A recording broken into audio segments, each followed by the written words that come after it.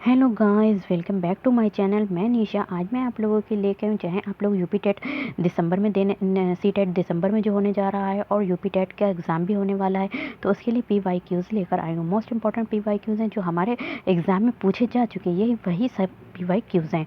तो चलिए स्टार्ट करते हैं टाइम वेस्ट ना करते हुए। तो क्वेश्चन नंबर फर्स्ट है, इससे पहले भी मैं क्लासेस करा चुकी हूँ PYQs की। तो क्वेश्चन नंबर फर्स्ट है, कह रहे हैं कि निम्न कक्षाओं में, निम्न मतलब छोटी कक्षाओं में, निम्न कक्षाओं में जो शिक्षण की खेल विधि आधारित है, तो निम्न कक्षा में शिक्षण की जो खेल विधि है वो किस पर आधारित है?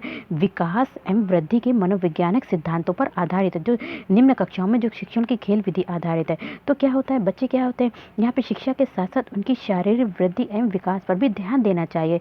ये नहीं सिर्फ बच्चे को सिर्फ हम पढ़ाए जा रहे हैं, इससे बच्चे का माइंड भी डिस्टर्ब होता है। तो बच्चे को क्या है, शिक्षा के साथ साथ उनकी शारीरिक वृद्धि एवं विकास पर भी टीचर को ध्यान देना चाहिए।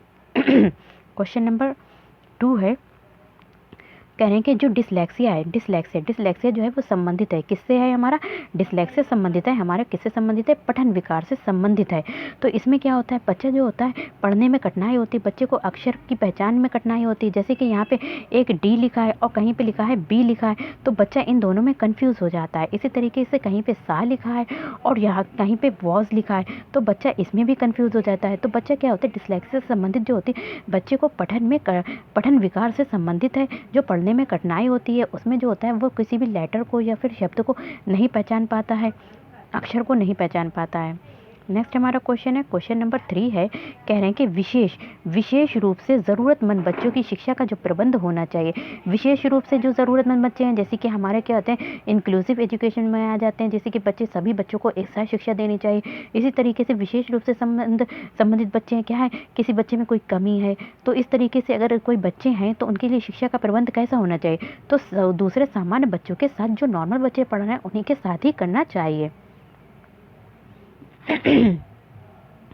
नेक्स्ट हमारा क्वेश्चन है, क्वेश्चन नंबर 4 है, कह रहे हैं कि अधिगम के प्रक्रम में जो अभिप्रेरणा है, अधिगम जब क्या करते हैं, हम जो अधिगम करते हैं, लर्निंग करते हैं, या अधिगम हो या फिर सीखना हो या फिर लर्निंग हो, तो इसमें जो होता है जो अभिप्रेरणा है, तो अभिप्रेरणा ये एक मोटिवेशन होता है। अभिप्रेरणा को क्या बोलते हैं? मोटिवेशन बोलते हैं। तो ये क्या करता है, नए सीखने वालों के अधिगम के लिए रुचि का सृजन करता है। जैसे कि मान लो कि आपने देखा है किसी को टीचर बना हुआ देखा है, तो आपके अंदर भी एक मोटिवेशन आ गया कि हम भी टीचर बनेंगे। तो क्या होता है, ये एक मोटिवेशन, जब आपके अंदर मोटिवेशन आएगा तभी आप सीखने के लिए क्या होंगे, प्रेरित होंगे। ठीक है, आपके अंदर रुचि पैदा होगी। इसी तरीके से कोई बच्चा कहता है कि हम पायलट बनेंगे, तो वो क्या करते हैं, उसके अंदर रुचि होगी। जब रुचि होगी तभी वो अधिगम कर पाएगा, सीख पाएगा। नेक्स्ट हमारा क्वेश्चन है, क्वेश्चन नंबर 5 है, कह रहे हैं कि यहाँ पे कक्षा 5 में न्यून दृष्टि वाले बच्चे को, कक्षा 5 है उसमें बच्चे को कम दिखाई देता है, तो न्यून दृष्टि वाले बच्चे के साथ हमें कैसा बर्ताव करना चाहिए? तो उनके साथ क्या है, कक्षा में सामान्य रूप से बर्ताव करना चाहिए।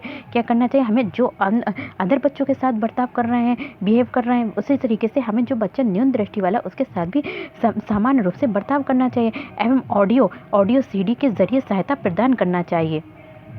नेक्स्ट हमारा क्वेश्चन है, क्वेश्चन नंबर 6 से कह रहे हैं कि यहाँ पे श्याम पट को शिक्षण सामग्री के किस समूह के अंतर्गत रखा जा सकता है? तो जो श्याम पट होता है, ब्लैक बोर्ड होता है, आप लोग टीचिंग करेंगे तो ब्लैक बोर्ड पे भी पढ़ाएंगे बच्चों को, तो क्या करेंगे, श्याम पट को, जो श्याम पट है तो उसको शिक्षण सामग्री, तो जो टीचर क्या है, शिक्षण टीचिंग मटेरियल है उसको किस समूह में रखें? तो किस में रखेंगे? दृश्य साधन में, क्योंकि श्याम पट पे क्या होता है, बच्चे जो भी हम लिखते हैं उसको दिखाई देता है तो बच्चे देखते हैं उसको।